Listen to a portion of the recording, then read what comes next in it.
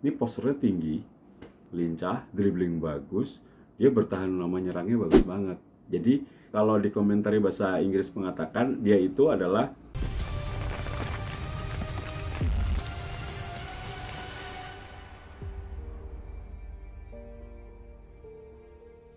sejauh ini Roma sudah melakoni 9 laga resmi musim ini, 2 di UEFA Conference League dan 7 di Serie A Liga Italia. Nah, sudah puaskah Bung Tio atas penampilan Roma?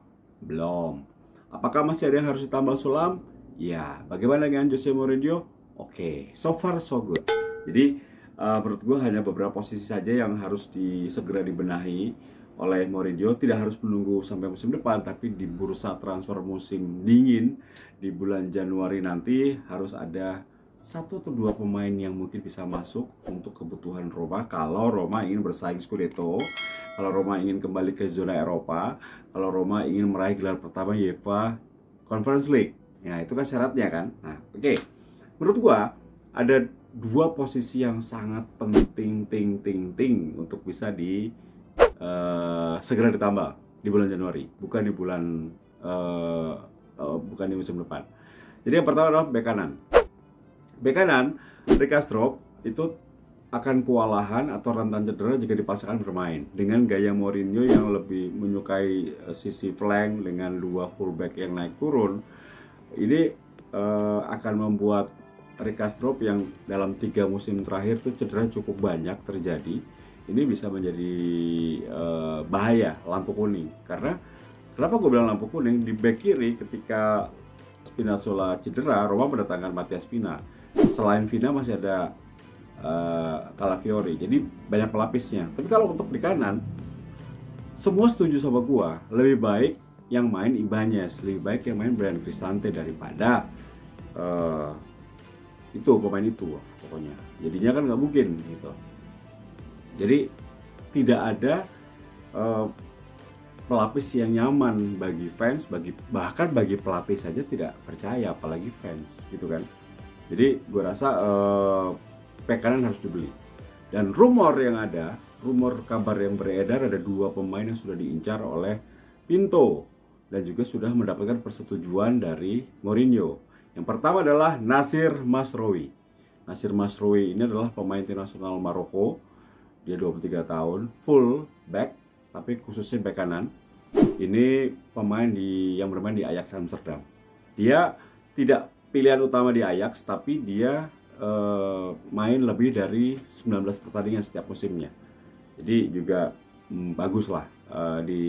Kita juga lihat ya, ketika Ajax belum kehilangan De Ligt, belum kehilangan Van de Beek, kita bisa melihat Ajax sangat bagus sekali dan dia termasuk salah satu yang inti kala itu di Ajax.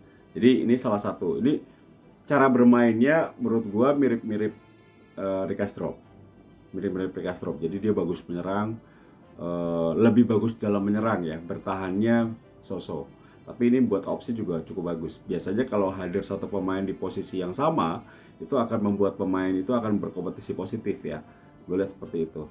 Dan Rick Kastrop harus apa namanya punya pasangan yang atau punya rekan yang bisa bersaing. Kalau sama si Amerika itu kan dia pasti menang gitu, nggak usah bersaing juga menang. Gitu. Kemudian kedua ada namanya Marcus Pedersen. Ini pemain tim nasional Norwegia. Ini juga berusia 21 tahun. Ini juga bermain di Eredivisie. Kebetulan bermain di Feyenoord. Jadi kenapa sampai ke Eredivisie? Karena kalau nggak salah tuh agen pemainnya Marcus itu juga agen pemainnya Rick Kastrop. Jadi ada satu korelasi yang membuat hubungannya dari Roma langsung ke Eredivisie lebih mudah gitu hubungannya, karena pernah berhubungan untuk Rick Kastrop. Marcus Pedersen ini lebih bagus bertahan. Ini pemain ini bagus banget bertahan, tapi dia juga memiliki umpan yang sangat bagus. Kalau tadi gue amati soalnya gue lihat video-videonya, ini beda tipe. Kalau gue pribadi, gue lebih suka Nasir Mazraoui ya. Ini oke, lebih menyerang lah, Roma banget gitu. Tapi kan kembali keputusan dari Mourinho ya, membutuhkan pemain fullback yang berkarakter seperti apa. Oke, itu dua bek kanan yang sangat santer. Kalau Marcus Pedersen dia baru musim pertamanya dia bermain untuk Feyenoord. Sebelumnya dia bermain untuk Liga Norway. Sedangkan ini Nasir Masrui ini kalau tidak salah udah 3 atau 4 musim gitu di Ajax. Jadi memang kemungkinan pindah besar. Menurut gua kemungkinan pindah besar. Tapi namanya dari Eredivisie ke Serie A, apalagi Roma yang minta, gua rasa sih pemain nggak mikir 2 kali. Kalau gue jadi mereka, gue oke pindah gitu. Ya, itu bek kanan. Kemudian posisi mana lagi Bung Tio selain bek kanan? Kalau bek kanan mendatangkan satu pemain, aman gua rasa. Jadi tidak ada kepanikan lagi Rikastrup akan cedera kah atau seperti apa gitu. Jadi ada sebuah kenyamanan untuk AS Roma. Nah, posisi mana lagi yang akan sulit bagi Roma di musim ini? Defensive midfielder. Jadi gua rasa Roma beberapa kali pertandingan atau 9 pertandingan awal itu tidak bisa stabil karena Cristante dengan Verto tidak bisa diandalkan untuk selalu tampil stabil. Mereka bukan pemain nomor 1, mereka bukan pemain hebat seperti Jorginho, N'Golo Kante, Pogba yang bermain selalu stabil ya ketika partai penting dan bukan partai penting. Nah, ini yang menjadi kendala besar. Beban besar, tugas berat bagi lini tengah AS Roma karena Roma memiliki sayap yang bagus, striker yang bagus. Kemudian lini tengah ini selalu menjadi sorotan karena memang selalu gol-gol yang terjadi akibat terlambatnya lini tengah untuk melakukan covering atau marking atau defense yang rapat gitu ya. Nah, nama Denis Zakaria kembali muncul ke permukaan karena memang kontraknya habis tahun depan. Jadi kalau Mönchengladbach tidak melepasnya di bulan Januari, maka tahun depan dirinya akan free transfer. Ini merugikan bagi Mönchengladbach. Tapi buat Roma sekarang jadi perjudian nih. Kalau Roma mau ngambil, kalau mau sabar tahun depan gratis, ya kan?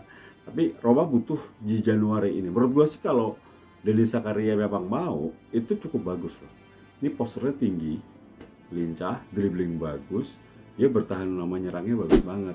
Jadi kalau di komentari bahasa Inggris mengatakan dia itu adalah punya kelebihan untuk transisi bertahan dan menyerangnya sangat bagus. Pokoknya dia tuh bagus banget dalam melakukan serangan balik atau menghadapi serangan balik.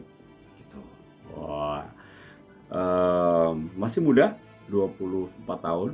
Ini pemain yang berdarah Kongo dan Sudan. Bapaknya Kongo, ibunya Sudan. Tapi dia warga negara Swiss. Jadi di Swiss dia bersama dengan Granit Xhaka di tengah dari Swiss. Dia sejak 2017 di Borussia Mönchengladbach. Nah, kontraknya habis nih.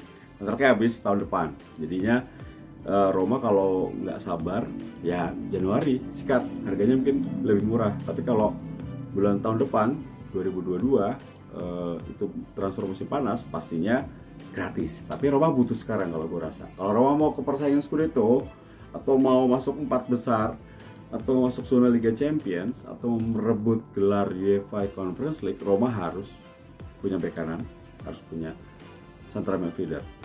Darboe oke, bagus, tapi untuk level bersaing dengan Inter, bersaing dengan Napoli, Juve, Lazio, Atalanta, tentunya Roma harus punya pemain bagus di tengah ya.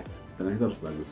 Jadi nanti akan menarik karena banyak ajang yang diikuti kan, ada Copa, ada Conference League, ada Serie A, bisa meramu Verto, kemudian ada Diawara, Darboe, Cristante sama Denis Zakaria. Wes, mantap itu. Jadi gue rasa itu aja sih kalau melihat permainan dari taktik strategi Jose Mourinho itu membutuhkan satu gelandang yang pembeda gitu. Dia nemu di Darboe. Gue setuju, sejak awal kan gue bilang daripada Gonzalo Villar atau daripada Diawara, lebih baik Darboe. Untung doa gue didengar. Untung Mourinho memilih yang sama. Darboe bagus, hanya saja memang masih muda. Dia butuh jam terbang, dia butuh pengalaman untuk bisa memarking lini tengah lawan yang levelnya di atas dia. Tapi kalau diberikan kesempatan, lama-lama juga learning by doing pasti bisa.